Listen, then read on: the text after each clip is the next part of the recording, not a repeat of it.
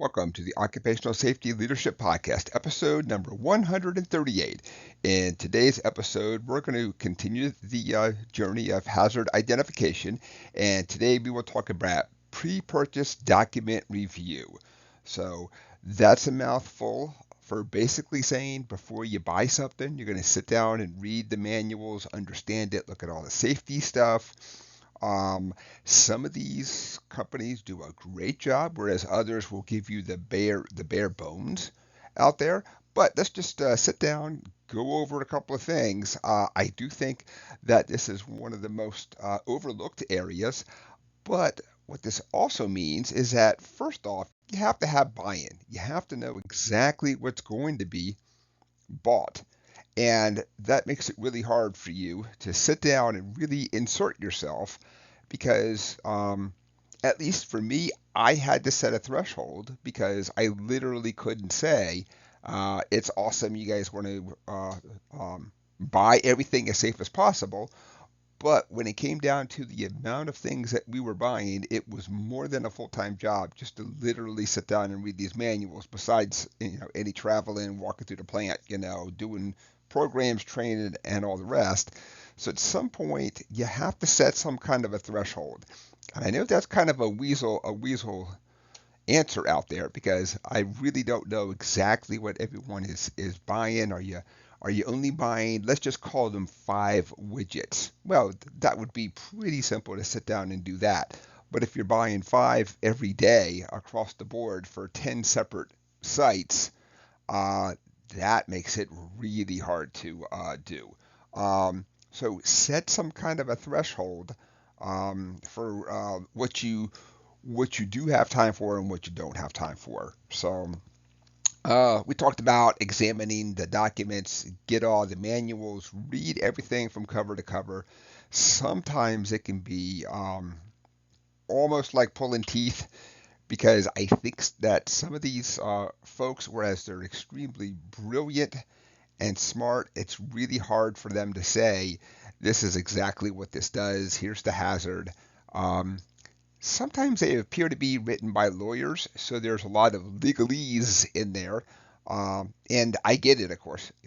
When somebody makes something and sells something, they don't want anybody to get hurt too, but they also don't know how that person's trained on the other end, how they're going to install it.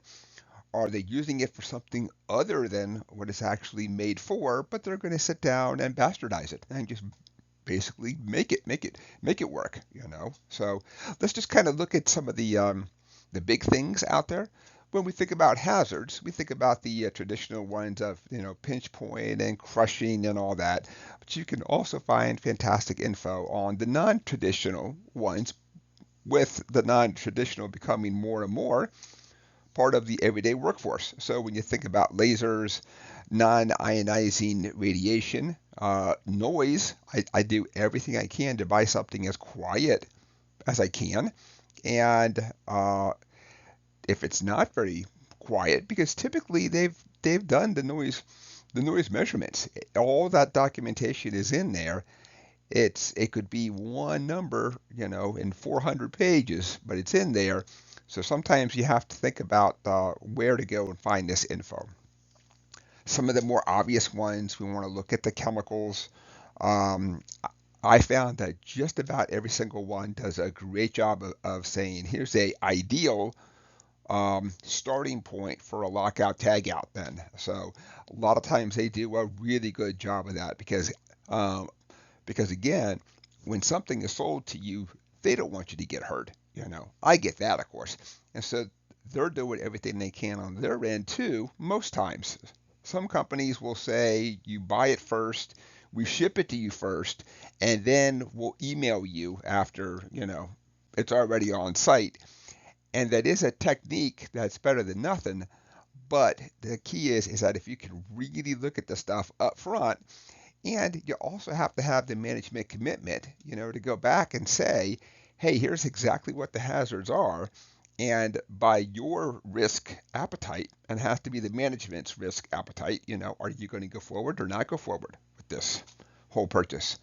Um, Sometimes you're stuck with almost I haven't found anything except this tool.